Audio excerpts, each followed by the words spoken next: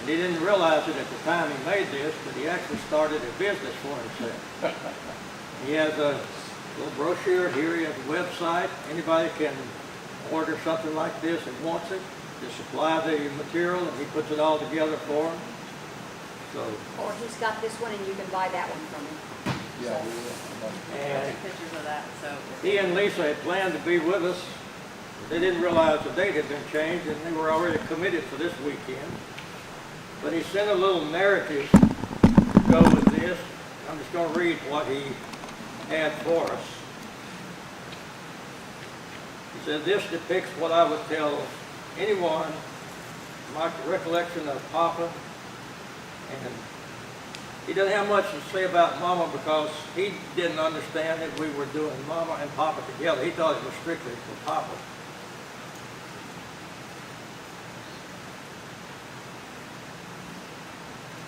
See the family tree and his ancestors. To start with, he was a farmer. We all know that. He was a school teacher. He was a carpenter. And in his pastime, he was a whittler. All of this stuff was made by a pocket knife. He never had any professional tools. And he started all of this when he was working as a night watchman at a lumber company. And he had certain rounds to make once an hour, and in between that he didn't have much to do. So everything that he carved was carved out of cedar. And he made picture frames, he made all kinds of things. Now this belongs to Alice, and unfortunately it got broken. If you remember, there was a little wood ball that was carved inside that. It never came out. Sam said he had a wonderful wife, a large family, which he did proud. The signature shown on this drawing is Papa's actual signature. It was written on a piece of wood, and Sam just made a picture of it. He gives thanks to Alice for providing a lot of the photos. And she gave him a lot of details about Mom and Papa's life. He said he's sorry that he couldn't be with us this week, but he plans to be with us in future years when we get together. But he left out one thing in Papa's career. First of all, like I said, he was a farmer. Somehow, and it's still a puzzle to me back in that time and frame, how he managed to go to college, to get a teacher's certificate and teach school. Now, I always wondered how he and Mama actually met, since they lived quite some distance apart. But I found out that where he taught school was in the community where Mom grew up. So we surmise that that's how they met. And I remember he told me on more than one occasion that he taught school for 2 years, and he started teaching the third year, and that's when the Great Depression started. The school didn't have any money to pay him. So he taught for about a half a year, and he had to give it up to find a job to support his family. But it still amazes me that he was able to go to school, become a school teacher back when times were so hard. His favorite hobby, I guess, is if we could accredit a hobby to him. He never had time much for a hobby, but I think his wood carving would be the best hobby that he ever had. I remember when he was a night watchman, worked for the lumber company, and then for the ice plant there in Fayette, where he actually made these huge 300-pound blocks of ice. He had to make his rounds, but he also, there was a certain section of those big freezer cans that he had to dump the ice out when he reached a certain point. And those things weighed over 300 pounds each. And once in a while, when school was not in session, he would let me go to spend the night with him.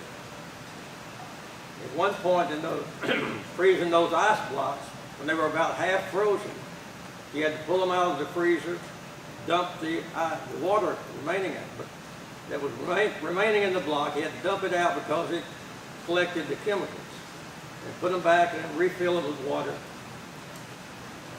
That was always fascinating to me. And one thing that I always remember about Papa, I think I was in the 4th grade. And he come in one evening, he says, how would you like to go to Birmingham and see the circus? That was a shock to me. I never even dreamed of such a thing. Mm-hmm. He said, you ask your teacher tomorrow if you can skip school on Friday. And she said, it's okay, we'll go see the circus. Fortunately, she said it was okay. So we got on a train there at Belt Friday morning, went to Birmingham, spent some time looking around, went to the circus Friday night, got on the train and come back Saturday morning. Well, a little bit to my surprise, I guess, I found out later he wanted to see the circus more than I did. He used me as an excuse to go see the circus, which I was always proud of. Where'd y'all stay? We actually stayed in the hotel. Yeah. First time in my life. Wow. It was a long time after that before I ever stayed in another one. But that was a real treat for me. I got back at Papa one time, and he took it pretty good. When I was in high school, I had arranged to take a young lady friend of mine to a ball game one night. I went in and asked Papa if I could have the car. Where are you going? We're going to the ball game. I want my car going to the ball game. It's not going to the ball game. Okay, that was the end of it. A number of years later, when he was night watchman at the lumber company, after I graduated from high school, I stopped by there one night when he was working. I looked all over the place and couldn't find him. I knew he was working. We walked around the building, looked up on the roof, and he was sitting up on top of the roof of a building overlooking the school football field watching the ball game.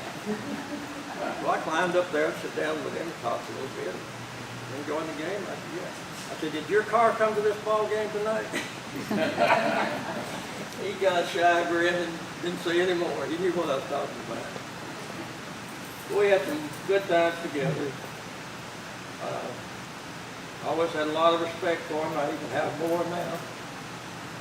And it amazes me that he and Mama were able to raise a large family that they did, provide for them. We never went hungry. We always had clothes to wear. Not the best, but it was good. Our food was always good, and we knew that we were loved. Mama loved her white hat, her white gloves to go to church on Sunday. Mama had a little surprise one time at church. She often told me about it. I don't know if any of you remember the name of the old church member here, Mamie Williams. Mama used to say that come in on Sunday morning, and Mamie would always sit on the same bench with her. Come to find out, Mama always brought a quilt for me to sleep on during church. And Mamie wanted to sit on the edge of that quilt because those little benches were hard. After I got out of high school, the first car that I bought, it was a real treat. It was a 1941 Torpedo Oldsmobile. About as long as from here to that wall. And it was a good old car, but it had a leak in the radiator. I didn't have enough money to have it fixed, so I just add water and drive it. So one weekend when Willard Lucian was living in Wetumpka, just outside of Montgomery, I took Mama to see Willard and Lucy. We had to stop 2 or 3 times on the way, put water in the car on the way back. After we got back, somebody asked Mama something about the car. She said, well, I guess it's a good car, but it sure does use a lot of water. And I found that Papa never mentioned anything to me about it, but Mama told me later. The day I bought the car and brought it home, Papa went out and looked at it. Couldn't get him to drive it. He wouldn't drive it. That night, Mama asked him what he thought about it. Well, I guess it's all right, but it don't even have a clutch in it. I don't know how he's going to drive it. And he never in his lifetime owned a car with an automatic transmission in it. He should have. Yes. For many years he should have, but he didn't. He would not drive one with automatic transmission. But he survived and had a long life, a great life. And I always think that he probably lived his life as close to what he wanted to. But most anyone I know when Mama passed away, several family members tried to convince him to come live with us, come live with us. No, nothing to do. I built this house, I'm going to live in it. When I determine it's time for me to move, I'll move into a nursing home, and that will be it. But when he determined it was time to move it to the nursing home, he picked out the nursing home. He made his reservation and was ready to move in before he told any family member. He said, okay, I'm moving to the nursing home. What do you mean? Well, this is what I'm going to. This is my room number. It's all set up. And that's the way he did it. And he was perfectly content with the rest of his family in that nursing home. All because it was his choice. He did it like he wanted to. Now, your stories, your comments, your questions, what's start? What kind of college did he go to become a He went to Jacksonville State Teachers College right outside of Anniston, Alabama. And how long? I think it would probably be about what is equivalent to 1 semester now. But it didn't take all that long to get his teaching certificate. I don't know the exact amount of time, but I think it was something like that. Rodney, you got a question? Not right now. Okay. With raising so many kids, what was his form of discipline? Sweet. It was, this is the way it's going to be done, this is my way, and you better not question it. But he was fair. He was just. He was never, ever really harsh with anyone. But when he told you to do something, you didn't question it.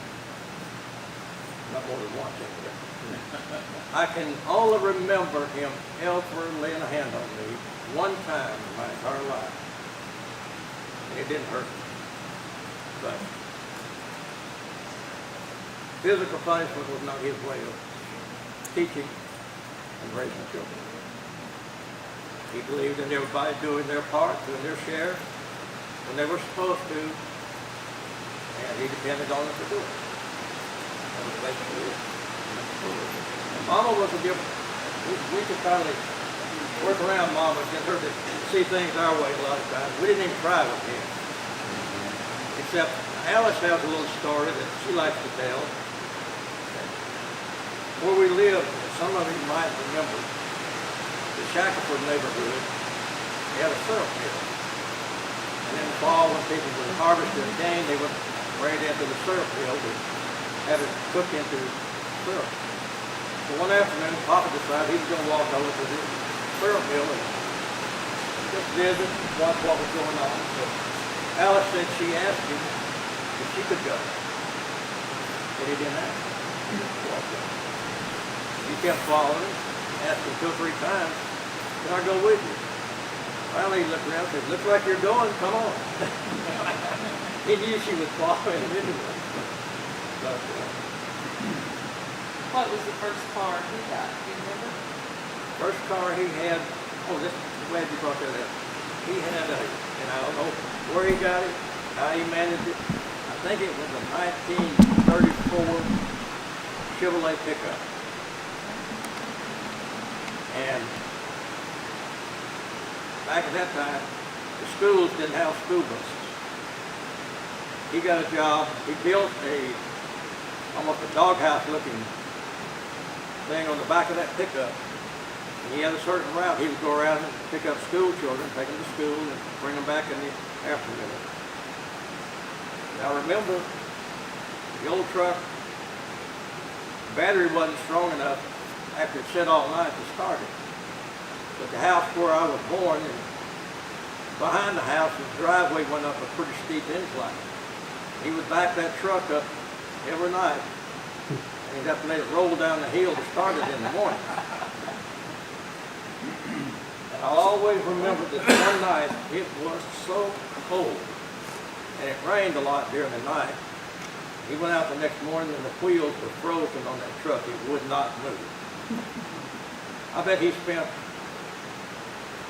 nearly an hour. He'd go in and take the old tea kettle on the stove, the wood stove, get the water boiling. He'd go out and pour the water on the wheels, break the ice off. He had to do all four wheels that night.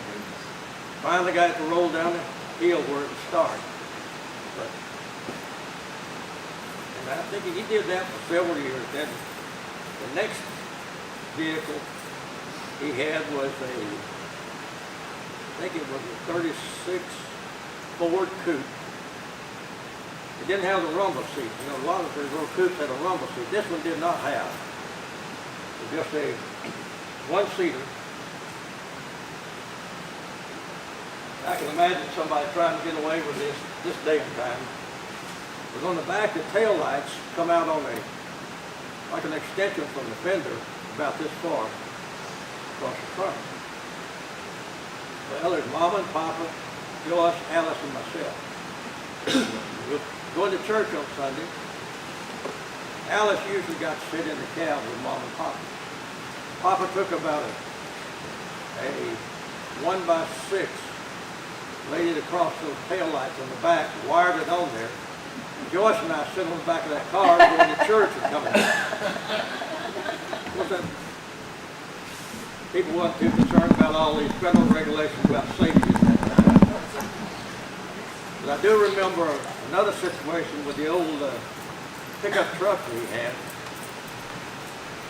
We come out from this front of that church building here, that little embankment, down onto the highway. One Sunday morning, just Mama and Papa and myself.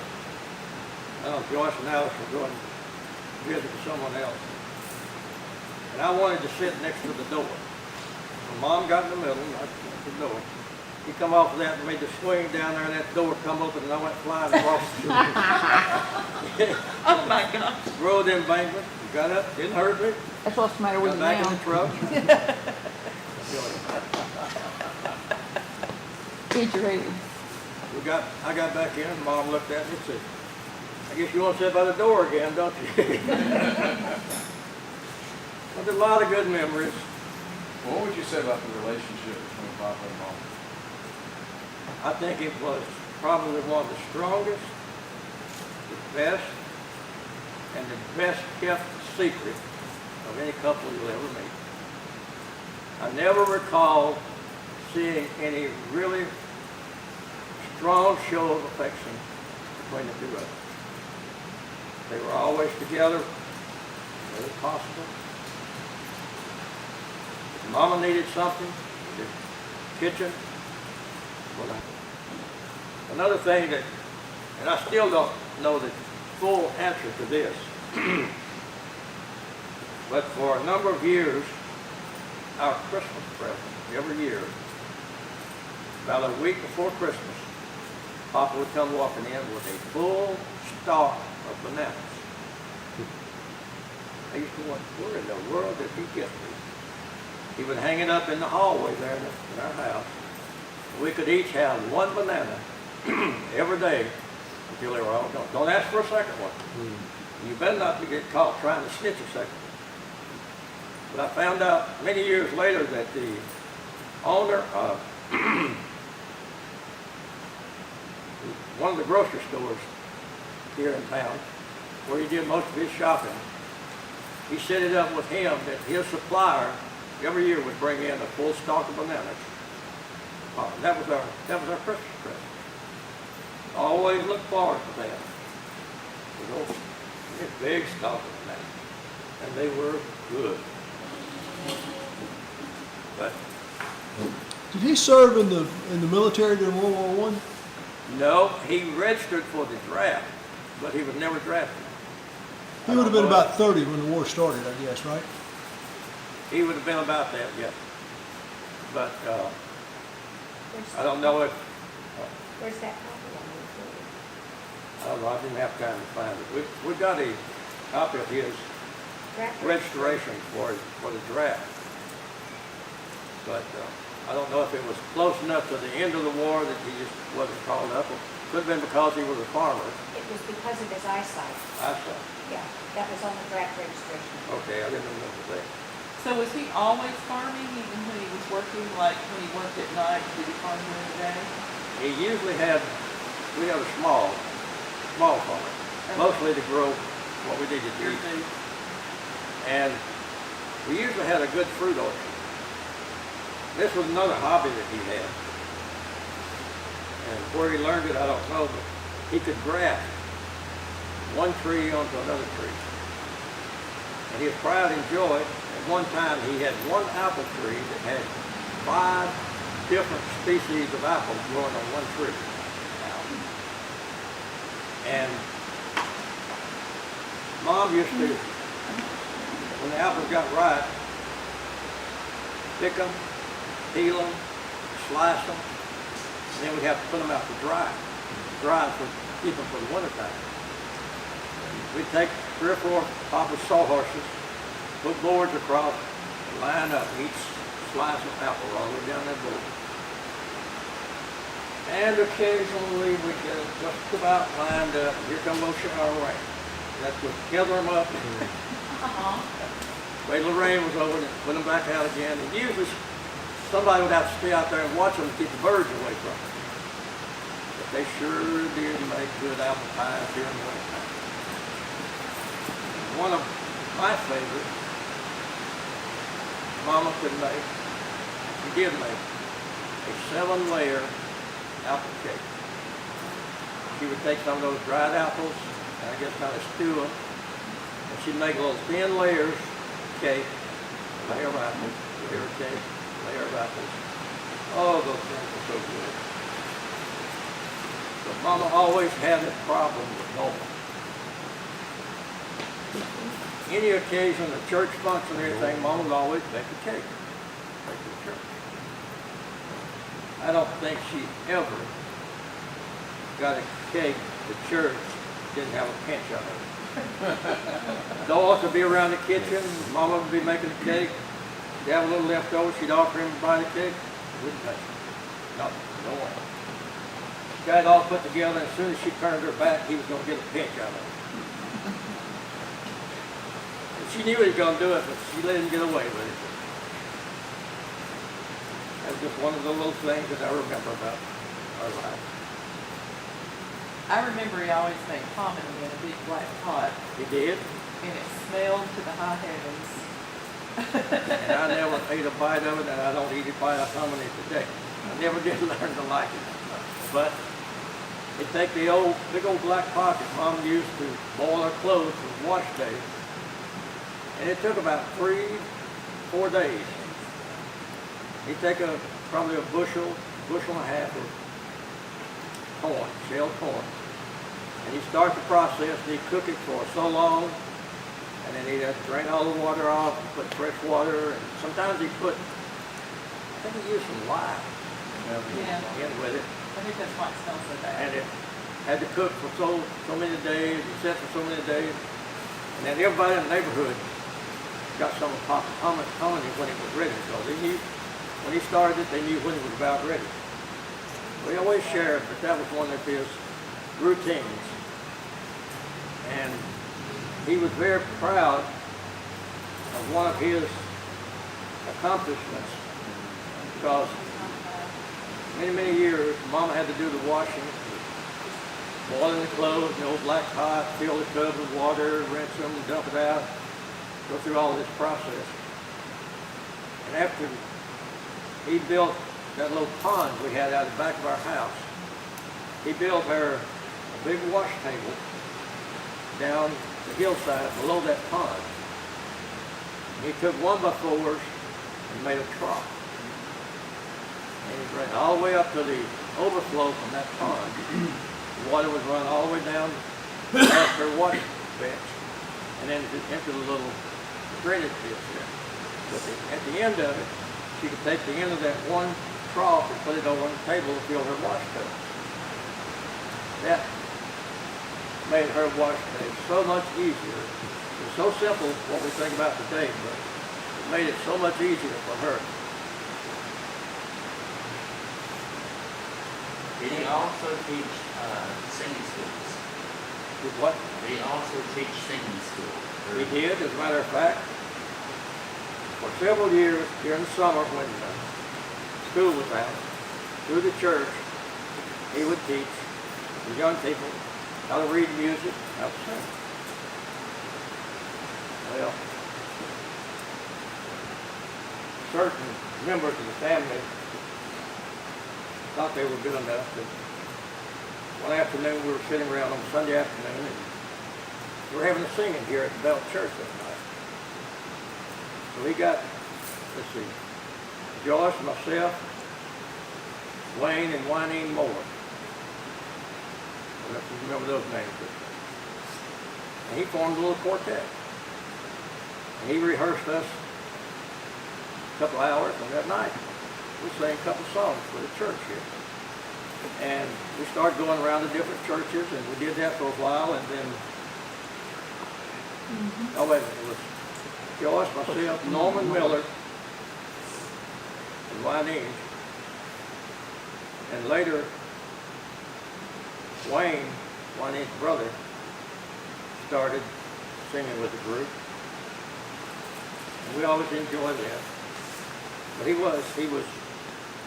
taught Sunday school for I don't know how many years here in the church. I think at one time he was probably treasurer for the church. He was a deacon of the church. And just as a matter of information, between Alice and myself, we sat down one afternoon and started figuring out. This was probably about 3 years ago. And we figured out that at that time, for 85 years, our family had a family member that was an active member of this church. So now it'd be close to 90 years. We're depending on you to keep it going. You're doing a great job, by the way. Okay. Comments, questions, answers? We're certainly glad that you're all here today. We look forward to meeting again next year. Hopefully we'll have more of our group here. And Do we know the date for next year? who has a calendar? We'll set a date right now. Is it gonna be the second or third weekend?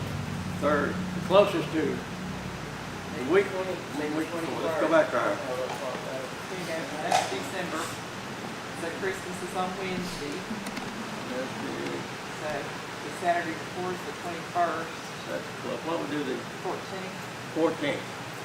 We usually we've been running about the second week in December, so let's just designate the 14th of December next year. Put it on your calendar, put it in your notebook, put it in your phone. Boy, you don't think we can remember? No, You don't think we can remember? no. I didn't want to bring that up, but there is a possibility. There's a possibility you won't remember, baby. Well, I'll just That's tell why you, I they're may not there. remember. I have to write it down. We want to thank Fred and Debbie and their family, Regina, for reserving our facilities here for our church. And and for setting up everything for us, and for providing our bed and breakfast every time we come into town. So, thank you so much. We'll have for better being soap here. next year. Okay, What was that for? That's all always in the closet in the front now. okay. So, Well, you wanted to get comfortable here, so she won't go home. Again, anybody that wants a copy of this, and also the little green book. I got one right here. Okay, anybody that wants a copy of that, we can, Let me know and I'll put Provide you on that the list. also. I'll Did you make- put me on there? Yep, you're on there. Okay. I want one, so. Your parents got one, but they didn't pass it down. or- I hope everybody Another read sibling Alice's note here about this. Be sure and read the last line on it. She's very trusting. We all know that. And she said, I don't expect my tray to walk off. There's a little interesting story behind that. oh, Mother used to go to some of these social club meetings. Right. Every night. You had it at the house. Well, That and Lady Days are probably the only two things resembling the club that Mom ever yeah. participated They in. probably should play movies on it. Let me tell all of you, the three cousins that were at the reunion this summer that live in Oklahoma and Texas, I've got their names and addresses. They're laid on here on this table in a notepad if anybody wants to write them down. Denise wanted the address to send them Christmas cards. So if anybody else wants their names and addresses, they're over here on this table.